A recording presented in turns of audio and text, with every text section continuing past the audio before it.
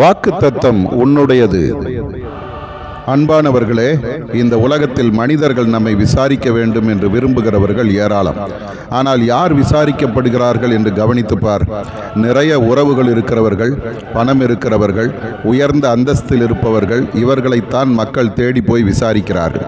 ஆனால் ஒடுக்கப்பட்ட மக்கள், ஏழைகள், விதவைகள் விசாரிக்கப்படுவதில்லை.